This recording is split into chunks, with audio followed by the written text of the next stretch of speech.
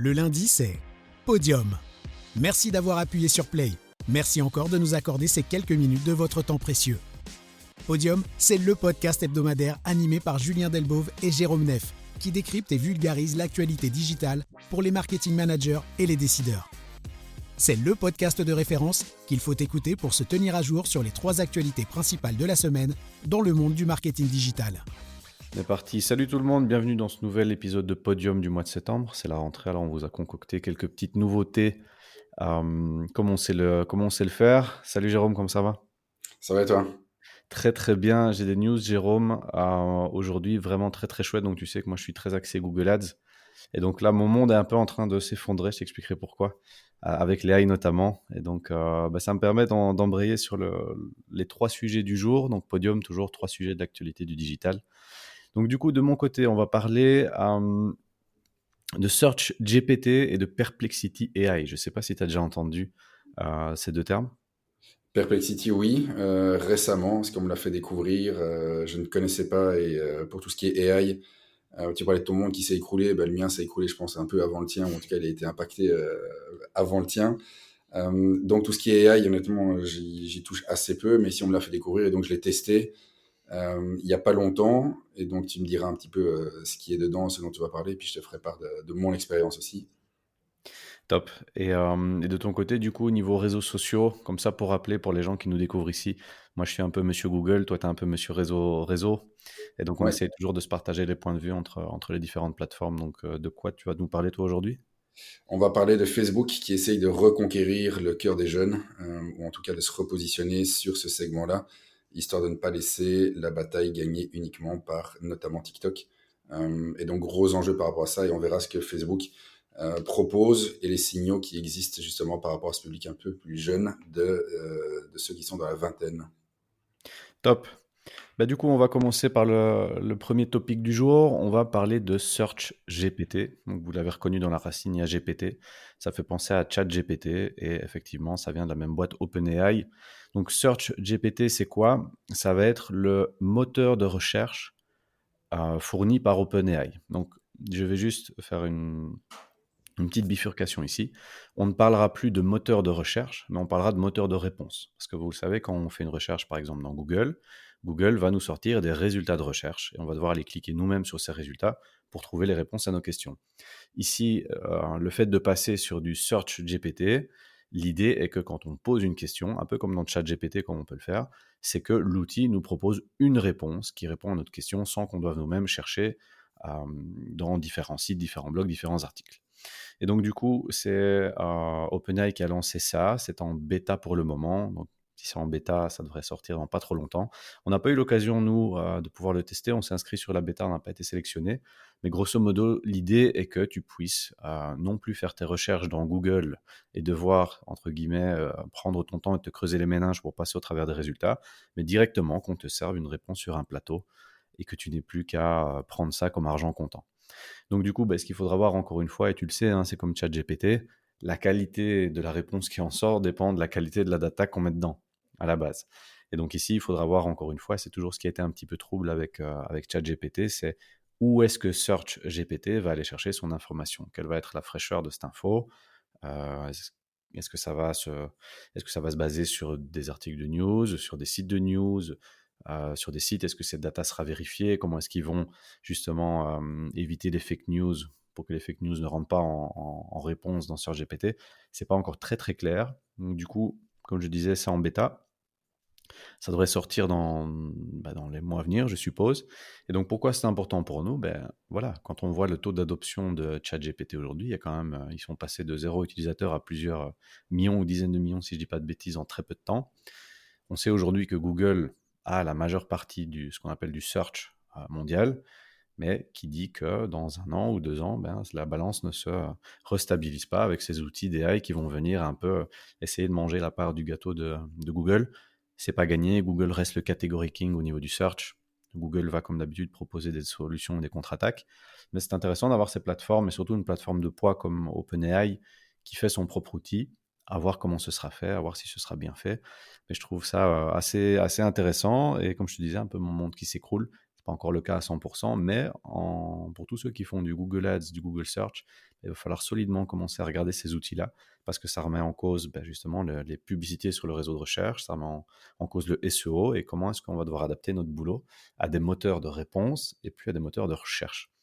Donc, c'est pas encore à ce point-là sur tes réseaux sociaux à toi, mais voilà, mais toi potentiellement, qu'est-ce que tu penses de ça, du fait d'avoir des moteurs de réponse et plus des moteurs de recherche?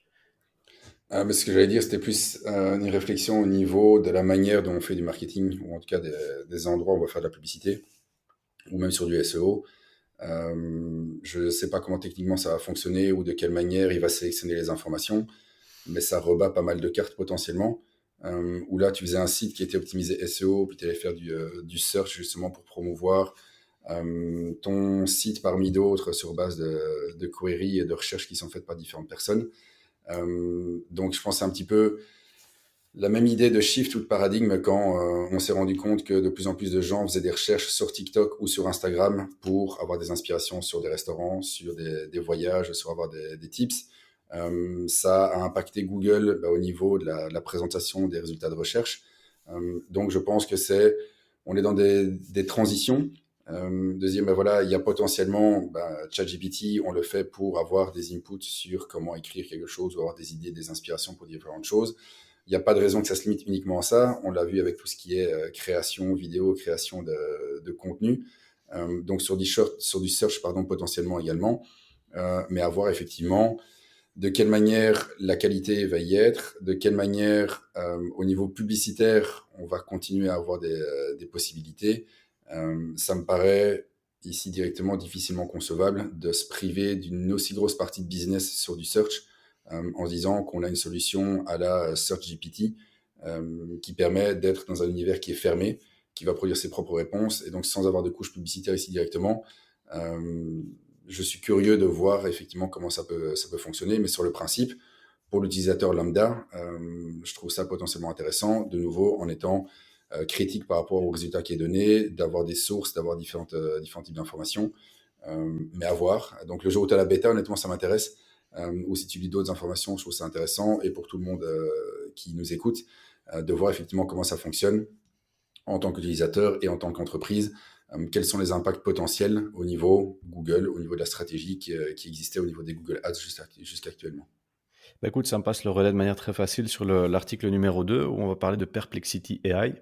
Donc Perplexity AI, c'est comme Search GPT en fait, mais qui existe déjà. C'est-à-dire que sur Perplexity, l'interface ressemble très fort à ChatGPT. En fait, tu vas poser tes questions et il va te sortir une réponse. Et ce qu'il va te mettre au-dessus de la réponse, il va te mettre les sources desquelles il s'est servi pour te pondre cette réponse. Comme ça te permet toi aussi d'aller, si tu veux, vérifier les sources d'où il a tiré son info. Et comme tu le mentionnais ici, si tu as des utilisateurs qui quittent Google, ça fait un manque à gagner au niveau publicitaire. S'ils vont sur une autre plateforme et que la base de données commence à grandir et que le volume de recherche commence à grandir, ça veut dire qu'il y a possibilité pour ajouter de la pub à cet endroit-là. On sait très bien, c'est toujours pareil, et même sur les plateformes, on le voit ici, on parlait juste avant le podcast d'Instagram sur lequel on a de la pub, et sur Threads, maintenant la version texte de Instagram, on ne sait pas encore les cibler exactement, mais ça va arriver. Et donc, ils font grandir la base d'utilisateurs, on en reviendra après, et tu pourras avoir de la pub. Et ça a été toujours un peu comme ça sur les plateformes.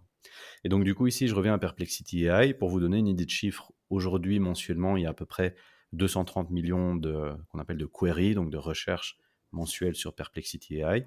Mais il faut voir ça comme si vous arrivez sur Google, il y a un champ dans lequel vous tapez votre question, et l'outil vous pond une réponse, littéralement. Et donc, du coup, Perplexity AI, ils sont un petit peu en avance.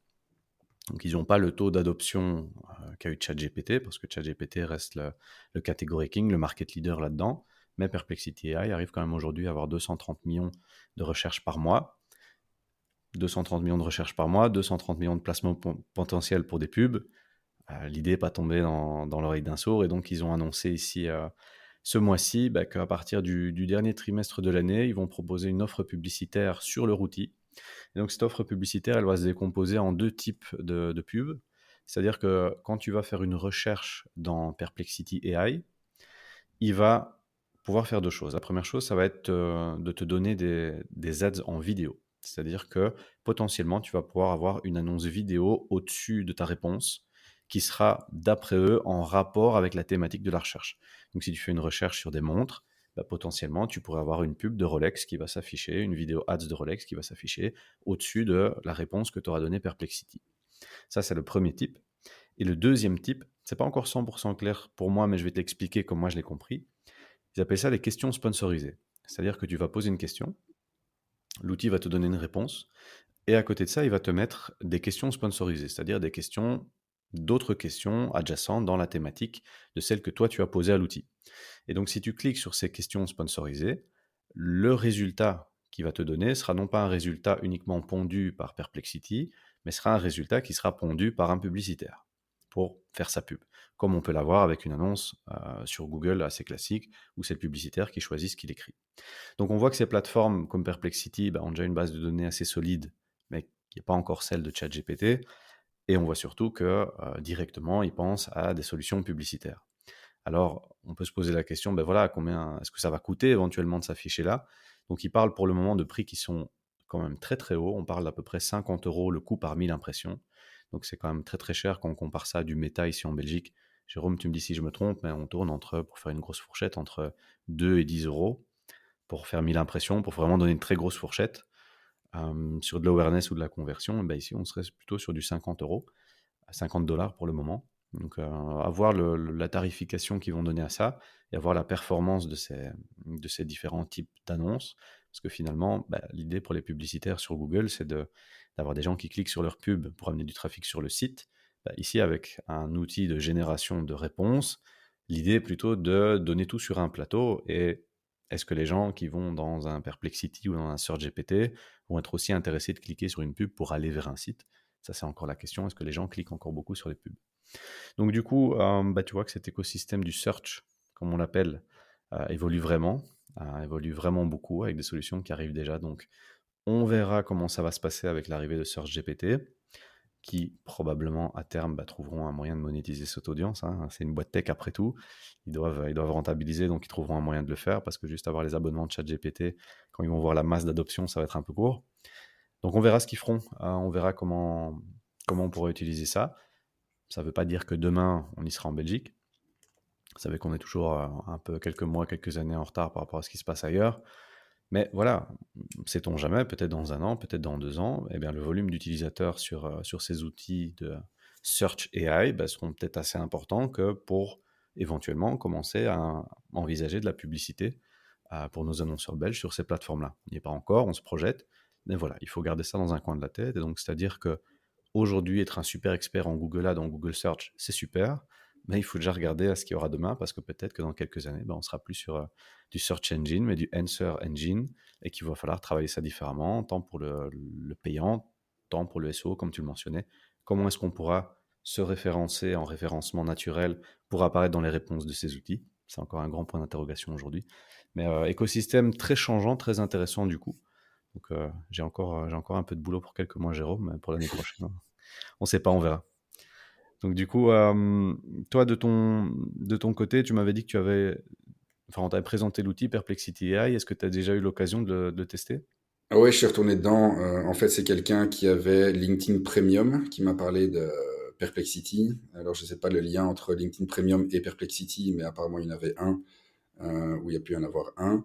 Et donc, la manière dont lui l'avait utilisé et me l'a pitché, et donc je l'ai utilisé, c'est que il avait demandé justement à Perplexity, sur base de son profil, sur base des informations que Perplexity pourrait retrouver sur le web, de définir un petit peu l'évolution de son rôle professionnel dans les X années à venir. Et honnêtement, le résultat est assez intéressant. Donc, pour ça, il faut de nouveau qu'il a donné. Donc, il faut qu'on ait des informations sur votre profil, que vous ayez un profil LinkedIn, par exemple, bien rempli, que vous ayez des sources à droite, à gauche. Et donc, ça donnait, dans mon cas, voilà, une perspective sur les années à venir, sur les possibilités d'évolution, de sujets qui seraient intéressants à exploiter par rapport à mon profil.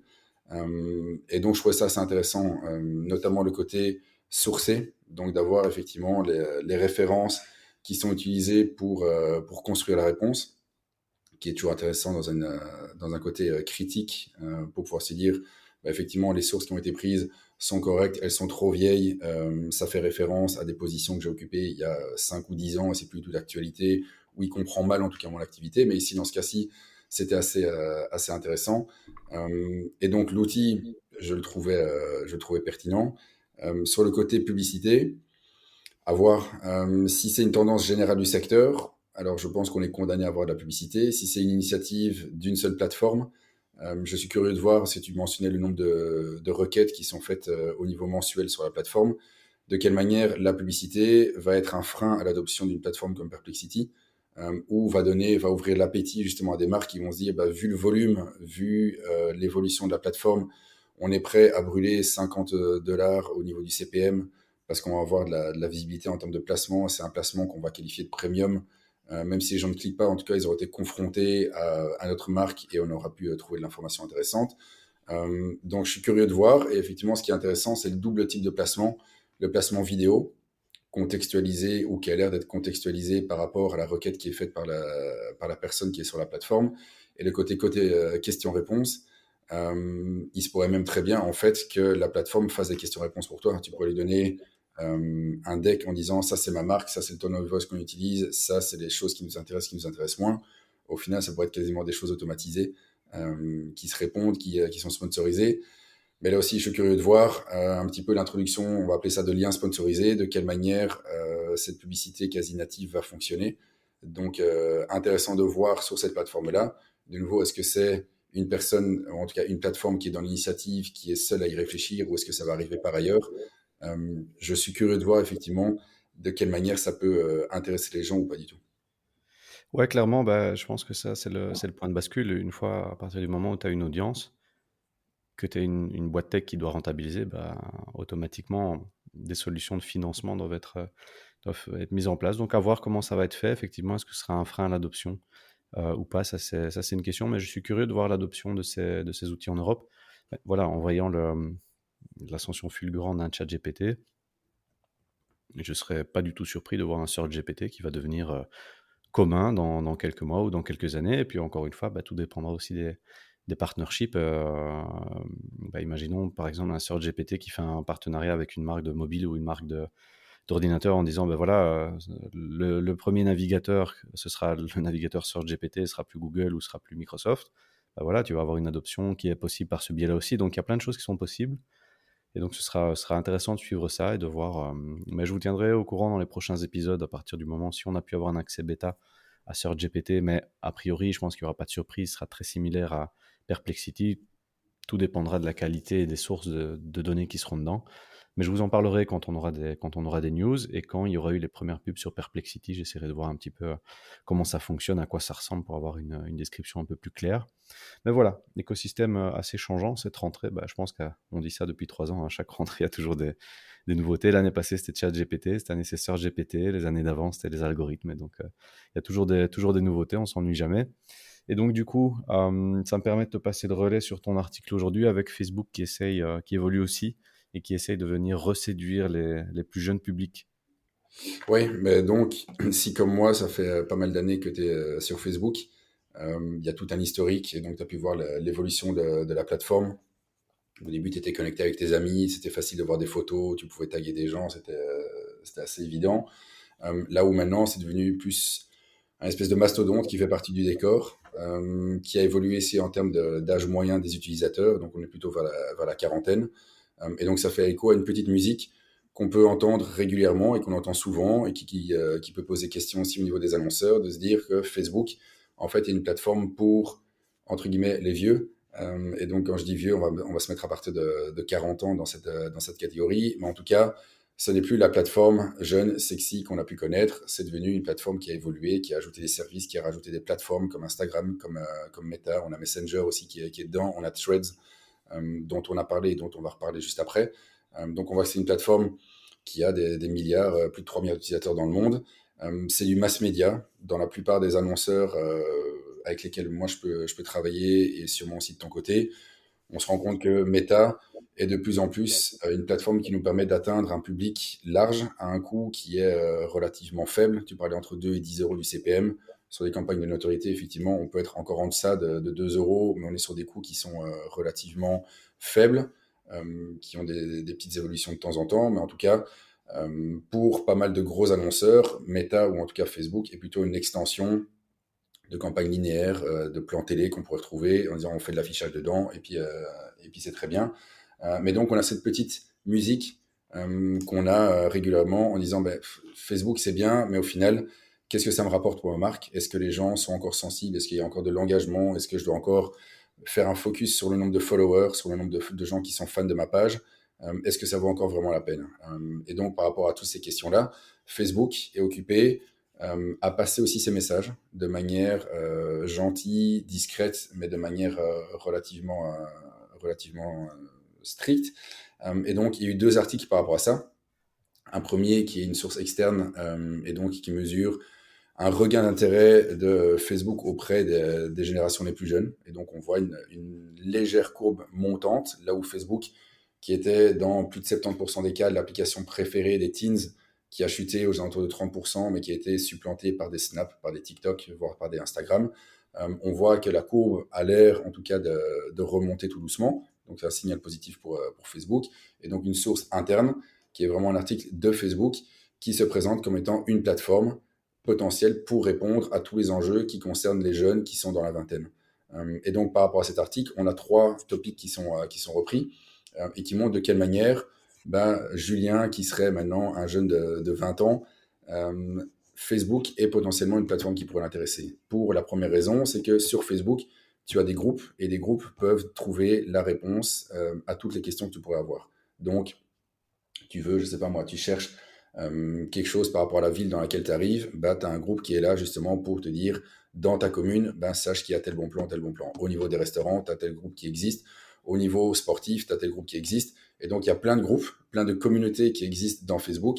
Ce sont des contenus qui sont hyper valorisés dans l'algorithme. Donc, tu les vois beaucoup plus qu'avant. On a déjà discuté au niveau des changements de l'algorithme. Mais donc, pour quelqu'un qui chercherait de l'information, à côté du search traditionnel, Facebook se positionne comme étant un acteur de référence justement dans l'engagement communautaire. On a d'autres plateformes qui jouent aussi sur le même sujet, mais en tout cas Facebook s'est clairement positionné sur le sujet. Et si je reprends mon expérience personnelle ou si je reprends même des plus jeunes, les groupes Facebook sont vraiment un moteur d'activité, de création de contenu sur la plateforme en tant que telle. Et donc ça, c'est le premier point. Le deuxième, c'est que si Julien s'est installé dans une ville, il a potentiellement trouvé un logement. Ce logement, il doit pouvoir le meubler, il doit pouvoir faire des achats. Facebook a sa plateforme Marketplace.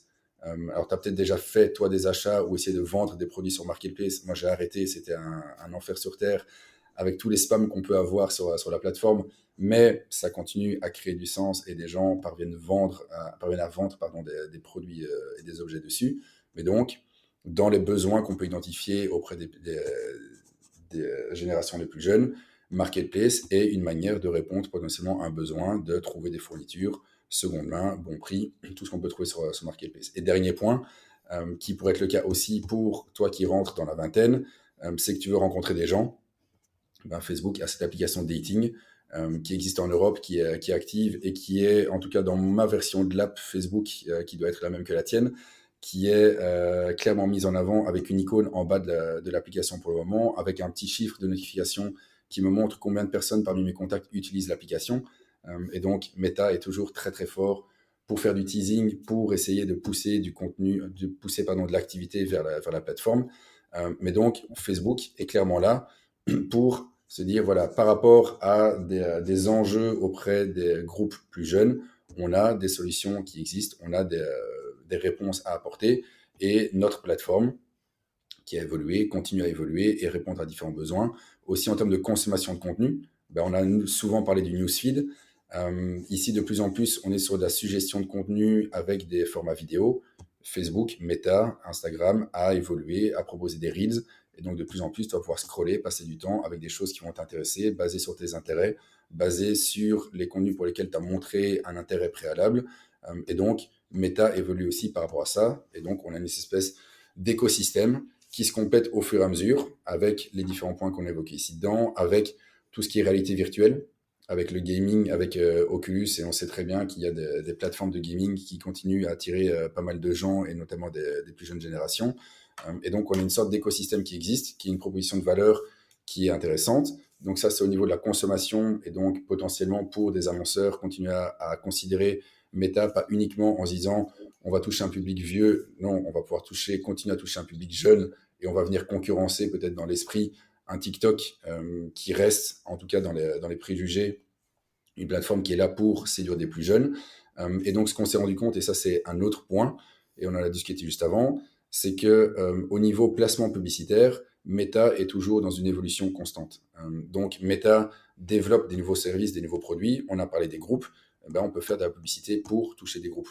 On a parlé de Threads. On a vu apparaître, et donc c'était un article de Bram van der Halen qui l'a mentionné, même si c'est pas actif pour le moment, on a vu apparaître dans les ads reports, donc dans les rapports publicitaires qu'on peut créer directement dans le Business Manager, un placement qui s'appelle Threads. Et donc, on voit que la plateforme est occupée à se développer, on est occupé à crédibiliser le contenu qu'on peut trouver sur la plateforme, on est occupé à recruter une base active sur la plateforme. Elle est mise en avant un petit peu partout. Donc, on en parlait juste avant, mais maintenant, quand tu es sur Instagram, tu scrolles dans ton feed et puis en un coup, tu as des petits inserts de threads avec des contenus qui t'intéressent. Ils sont bien choisis, ils vont faire en sorte que tu cliques, tu vas arriver sur la plateforme.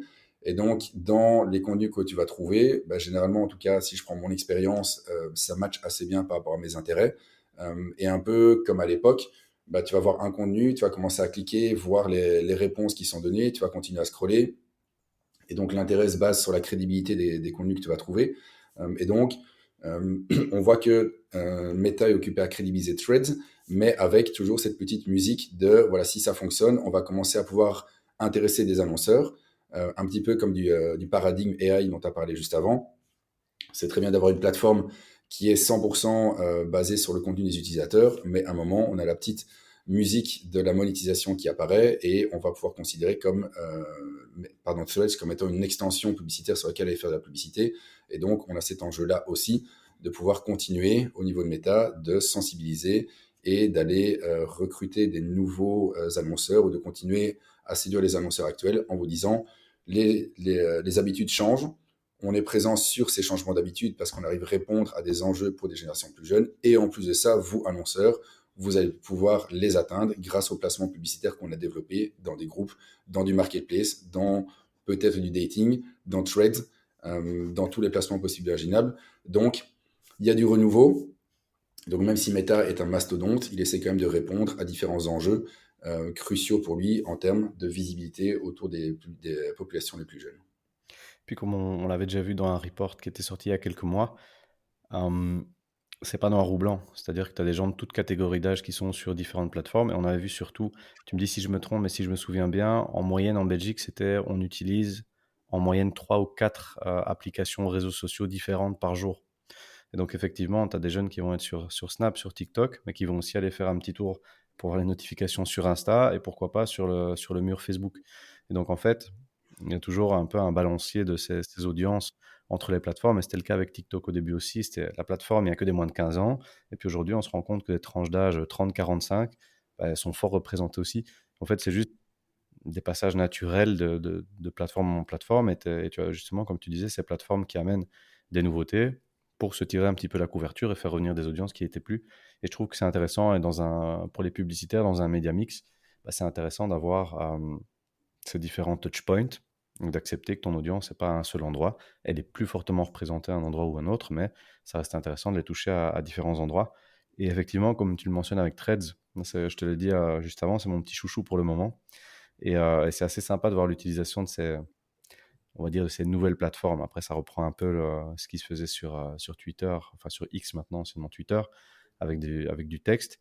Et c'est assez sympa de voir ces comportements sur ces nouvelles plateformes et de voir effectivement derrière comment la plateforme mettra ça à profit. Est-ce qu'on aura des ads textuels dans Threads ou alors est-ce qu'on aura des ads classiques comme sur Insta, sur le feed carré. Un peu curieux de voir comment ils vont faire ça, mais voilà, on en revient toujours à la même histoire. Quand tu as une base utilisateur que tu peux monétiser, il faut bien le faire, mais à un moment donné, ça se monétise.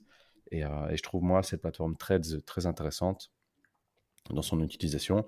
Et je serais curieux, on pourrait peut-être faire cet exercice dans un prochain podium, c'est de regarder un peu s'il n'y a pas des chiffres d'utilisation entre, par exemple, X et Threads pour voir un peu la base utilisateur, ou entre Threads et Instagram, parce que comme tu disais, il y a des ponts entre les deux, pour voir un petit peu, avoir une idée de l'utilisation de ces différentes plateformes en Belgique. Je pense que ça pourrait être intéressant et éclairer pas mal notre audience. Donc, on va essayer de vous trouver ça.